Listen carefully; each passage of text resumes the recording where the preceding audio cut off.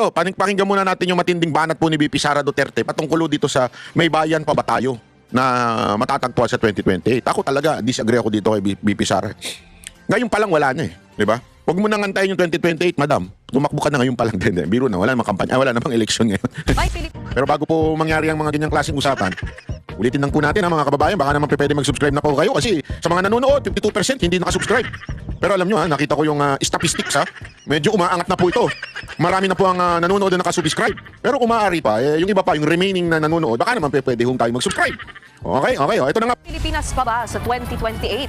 Yan daw dapat ang isipin kung kesa tanungin si Vice President Sara Duterte kung tatakbo siya sa pagkapangulo. Inisa-isa rin ng bise ang anyay ka-impeach ng mga ginawa ni Pangulong Bongbong Marcos kahit lusot na ito sa reklamong impeachment. May express report si Bryn Montalvo ng News 5 Mindanao, exclusive. Pangulong Bongbong Marcos at Vice President Sara Duterte ang dating magkaalyado na parehong naharap sa reklamong impeachment. Pero si PBBM ligtas na matapos ibasura ng Kamara ang Grabe yung pinayat ni BBM, Alam mo, sa siyensya, sa mga doktor, walang problema sa pagpapapayat diet. As a matter of fact, healthy nga yung magpapayat. Pero yung sudden change ng timbang mo o yung biglaan, kaya huwag kayo magtataka yung mga nagpapapayat dyan na dahan-dahan kayo. Matuwa kayo. Kasi pag biglaan yan, may problema sa katawan ninyo. Kung dahan-dahan, ibig sabihin, talagang you're just losing weight.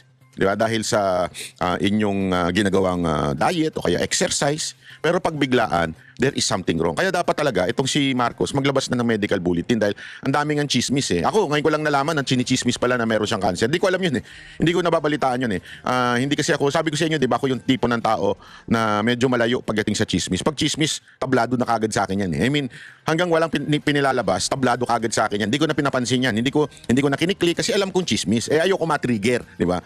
Nung nakita ko recently at sinagot na Malacanang yung tungkol sa issue ng cancer, di ba, alam niyo naman na ang aking nanay na namatay po ng cancer. So, medyo meron tayong mga pamilyar na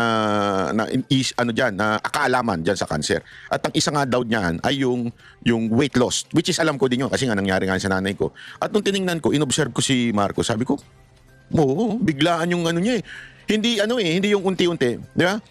I mean, si Pangulong Duterte nung naging Pangulo, pumayat din naman Di ba? I mean, pumayat din siya from dun sa 2016 campaign, unti-unti. Pero nakikita mo unti-unti, span of 6 years bago siya. At saka, hindi yung sudden. Yung iba kasi yung sudden na in a month, bigla, babagsak yung katawan mo, yung mukha mo magiging, may problema.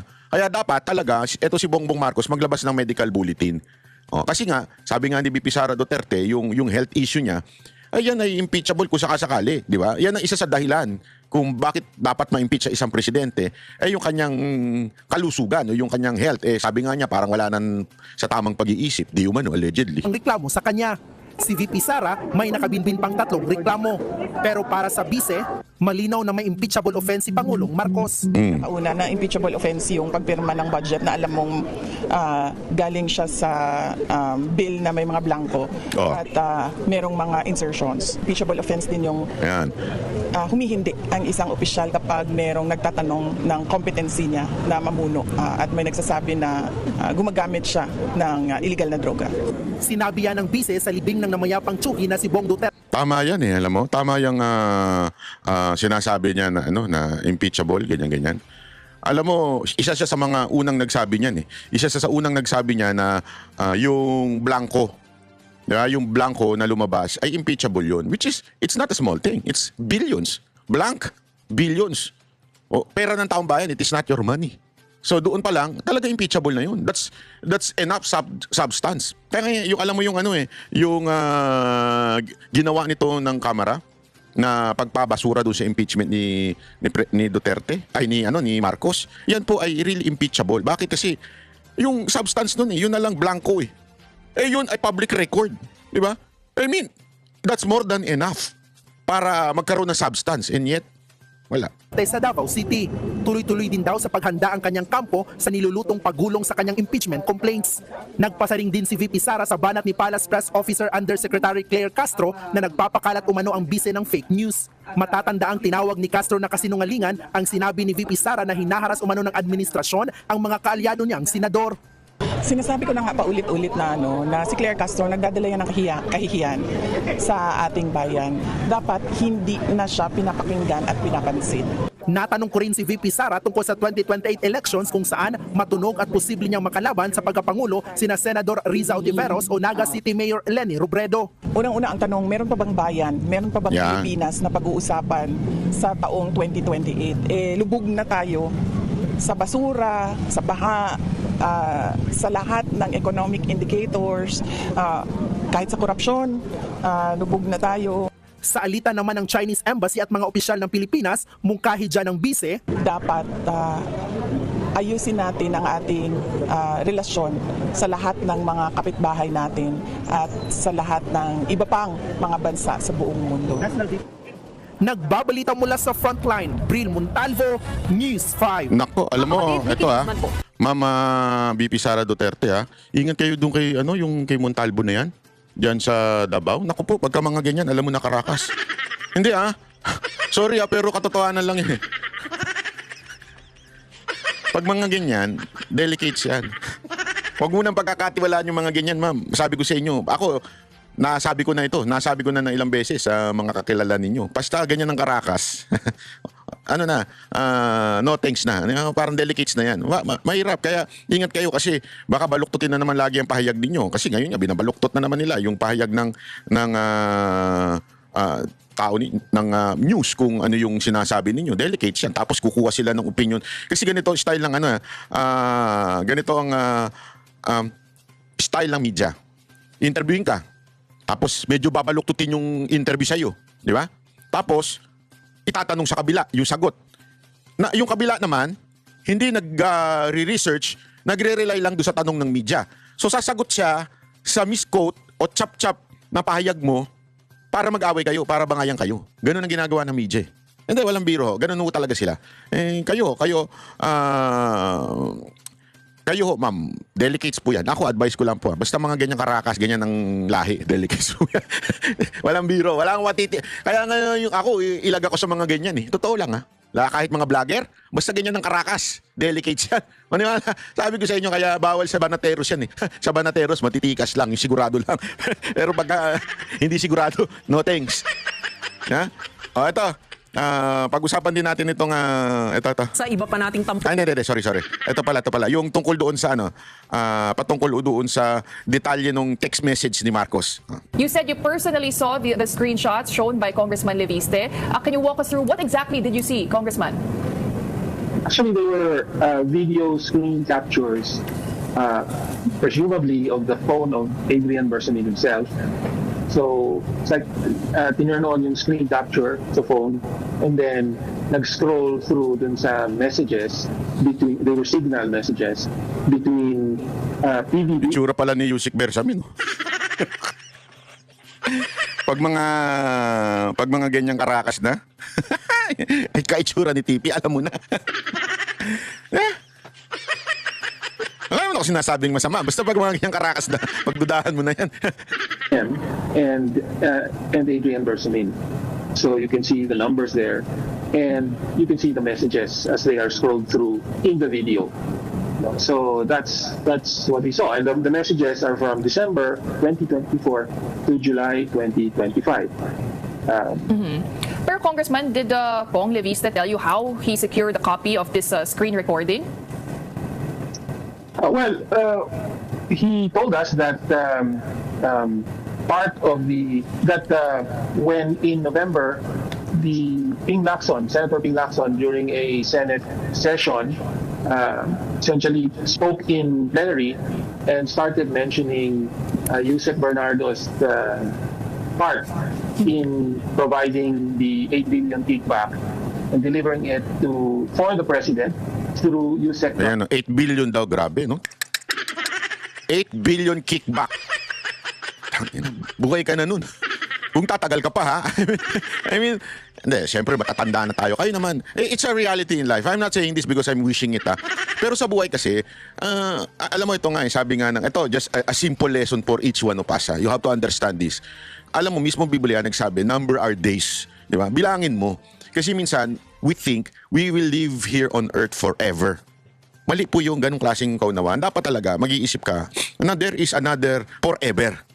The life after your life here on earth, there is forever. Whether in God or with Lucifer. Totoo. There is forever. But in this earth, bilang lang ang ating araw. Kaya nga ang ano ko dyan, dapat gawin mo na yung magmamarka sa tao na kung saan ay napagsilbihan mo sila, naipaglaban mo sila. Minsan kasi pagka iniisip natin forever tayo dito, iimbak tayo ng pera. Mag-iipon tayo na mag-iipon. Di ba? That's why nagiging greedy ang tao. Kasi akala niya forever siyang titira. Kung hindi naman yun, ma-extend sa anak mo. Na gusto ko yung anak ko ganito rin, ganyan. Di ba?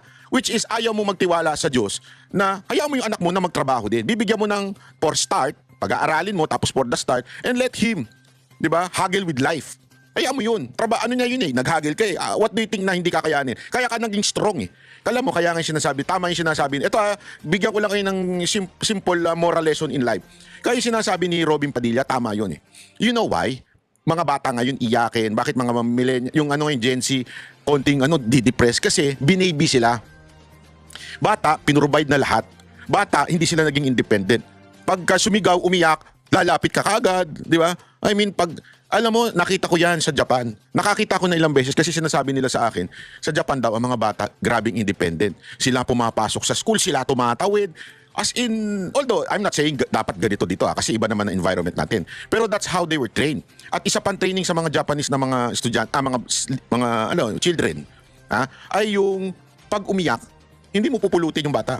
Hindi ka matataranta, sisisihin mo yung asawa. Ganun kasi sa Pilipinas ganun eh. Pag umiyak yung bata, sisisihin nung nana, yung asawa. Ay, ikaw kasi ano ginagawa mo kaya yung umiyak yan? Diba? Ganun tayo eh. Kaya tuloy, lampa yung anak natin kasi nadapa lang, kulang na lang, dilaan mo yung sugat. Di ba? Walang masama that you would show care. That's not what I mean. Na hindi mo dapat i-care yung bata. Pero let him stand on his own. Bata pa lang. Kaya nagiging, tandaan ninyo, every trials in life produces endurance, patience. It produces character. Everything that will happen to you from the very beginning na pinanganak ka, it will build your character. Inuunti-unti. Alam mo, ang Panginoon nakatingin yan. Inuunti-unti niya. Dadaan siya sa ganitong pagsubok. Bakit? In preparation for your future. Tandaan niyo yun. Di ba? In preparation for your future. Anong nangyayari? Dahil binibaby natin ng bata, pagtanda, mahinang nilalang. Kaya nga, itong presidente natin mahinang nilalang. Bakit? Kasi nga, binibaby niya ang tatay niya eh. Spoiled brat eh. Di ba yan yung sinabi ni Pangulong Duterte? Spoiled brat yan si Bongbong Marcos. Kaya nung paglaki, mahinang nilalang. Na pati yung general mo, na si Tariela, hindi mo masita, hindi mo matanggal. Anong hawak niyan? Hawak ng CIA ba yan? Kaya ako nagtatanong bakit hindi matanggal ni Bongbong Marcos si Tariela? Hawak ba ng Amerikano siya? Kaya hindi mo siya matanggal? Hindi, alam mo nagkakalat na, DFA na mismo, tao mo na, sekretary mo na nagsabi, pwede ba hinay-hinay? Kasi kami ang may karapatan pagdating sa foreign relations. Pero nakikialam tong isang general. Bakit hindi nyo matanggal tong animal na to? Dahil hawak ng kano? Yung ba ang dahilan? At magagalit sa inyo yung kano pagka tinanggal nyo to? Bakit? O baka naman talaga mahinang nilalang ka lang, Marcos? Yun ang totoo, baka mahinang nilalang ka lang. Which is yan na sinabi sa'yo ni Pangulong Duterte. That's why we have a generation na iyakin. Yun yung punto ni Senator Padilla. Kaya maiiyakin tayo mga Pilipino. Dahil sa yung mga kabataan ngayon. Alam mo, ito tayo ilang beses na natin nakasama ang mga anak ni Pangulong Duterte. Tayo, observan tayo. Pero yung talagang matagal na nating nakasama itong nakaraang Davao natin, dito mo makikita yung pagiging independent thinker nila. Iba mag-isip si Baste at saka si VP Sara Duterte. Magkaiba. Alam mo, they were not, para bang, anong tawag doon? Yung naging diktador yung kanilang tatay. O this is how you think, this is how you should think. Magkaiba sila mag-isip. Yung mo makikita na independent ang mga anak. Kaya pala mga strong to. Ino-observe ko kung bakit sila strong eh. Di ba kasi strong si Baste, yung prinsipyo niya. At pinagtanong din natin sa Davao yan. Strong din ang kanyang kapatid na si VP Sara Duterte. Kasi nga, hindi sila binibinong bata. Alam mo, ito ang problema. Itong nangyayari ngayon dito sa bayan natin because of Marcos being a weak and spoiled brat. Yan ang totoo. Kaya ito, tingnan ninyo ito. Itong issue ng text message, dito mo malalaman mo pa lang talagang alam mo na he is preparing. If this is true, he is preparing hanggang mabuhay siya kung tatagal nga. Pero yun ang talagang siste dito eh. Bolivar, and then on to Bersamin, ABM Bersamin. So, and then Lacson said that the president was not involved and that these people just name drop or use the name of the president. So they started panicking and assumed that everything would be pinned on them. No, so they started making affidavits and so on, preparing their defenses. And Yusek Adrian Bersamin went to Congressman Leviste and accomplished part of his affidavit, according to him, in Leviste's house.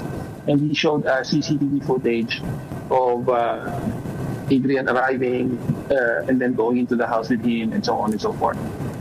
So that's part of the story of supposedly of how he got hold of this information, is that some of it was prepared in his house. Ayan, So, ayun na nga yung sinasabi, ini-screenshot nga daw. At alam mo, kailangan talagang panagutan to ni Marcos eh. Hindi nga niya sinasagot ng direkta pa as of daw yung 8 billion. Nasa na yung 8 billion? Di ba?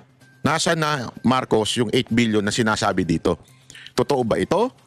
Kasi may screenshots. Alam mo, dapat nga dito, ipatawag yung numero na yun eh. Kaya lang, alam mo, kaya pinatay nila to sa kamera yung impeachment ni Marcos kasi malamang kung umabot yan sa Senado, ipatatawag yung mga telco kung ano man yan. Diba? Ipapatawag yan at ipapatanong talaga, alam ba nila yan? O hindi nila alam yan? Kung kaninong nakarehistro. Kasi dapat nakarehistro yan eh. Malalaman kung fictitious name ba. Diba? O yun. So sana, umabot sana sa Senado. Kaya lang, magaling sila dahil sa marami silang pera. Alam mo naman, pag nag-say no ka, pag nag-no ka dyan sa camera, meron kang pagpapala dyan. Di ba? Yan ang totoong system na nangyayari dito sa dito sa ating gobyerno. Kaya tuloy walang nangyayari kasi pinipigilan. Pinipigilan. Sabi ko nga antindi, no? Sabihin na natin yung sinasabi nitong irisin na to, itong dilawang irisin na to. Sabi niya meron daw substance na nakikita kay BP Sara Duterte. Di ba? Dahil meron daw kesyo ganito na nakikita kay BP Sara Duterte. Okay, sabihin na natin meron. Okay? At handa namang magpaliwanag yung kanyang mga abogado.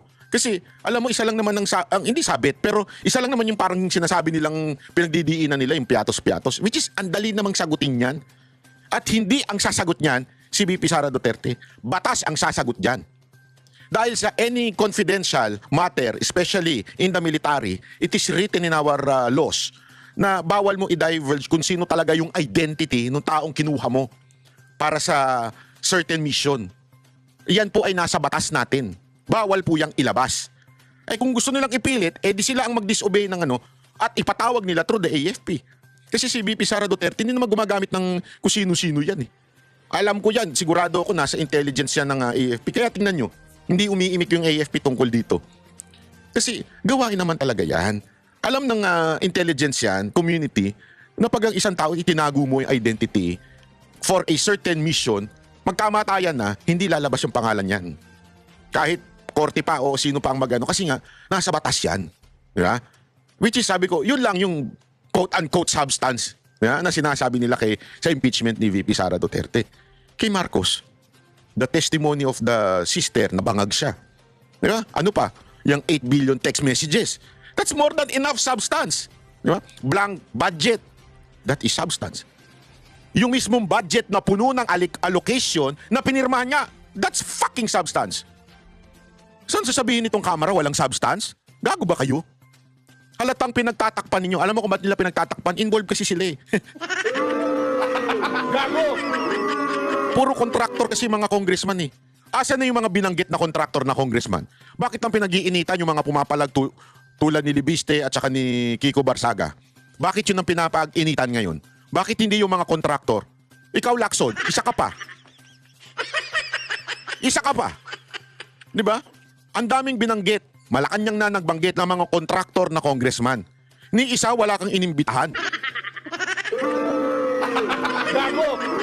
O kung meron ka mang inimbitahan ni isa walang nag-appear. Gago! I mean, eto kung hindi man sila mag-appear because sinasabi mo out of parliamentary courtesy. Why?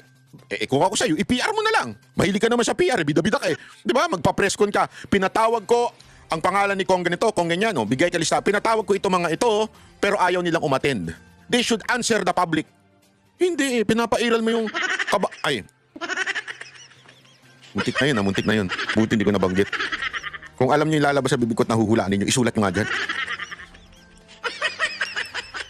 Pinaiiral mo yung parliamentary courtesy mo eh. Hayop. Bilyon-bilyon ang ninakaw sa atin, isipin mo pa, parliamentary courtesy. Alam mo bakit masama ang logo dito? Nagbabayad kasi ako ng tax eh. Hindi ako nagbibiro. Kasi ako, yan ang stricto ako dyan, sinabihan ko yung tao ko eh. Yung parang assistant ko, sabi ko, siguraduhin mo maayos ang tax ko. Ever since nagsimula akong, siguraduhin mo, maayos yung tax ko taon-taon. Huwag mong kakaligtaan yan. Kulitin mo ako kahit masama sa loob ko. Kahit yung binibring up niya, nagagalit ako. Kasi putang ina, ang naaalala ko lang ibubulsa ito ng isang congressman.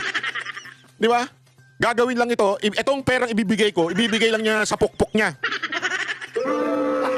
Gago! Baka nga ipang-iinom lang niya yun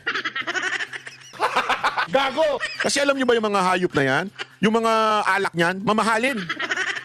Oh, siguro yung alak niyan, wala pa sa sahod natin sa isang buwan.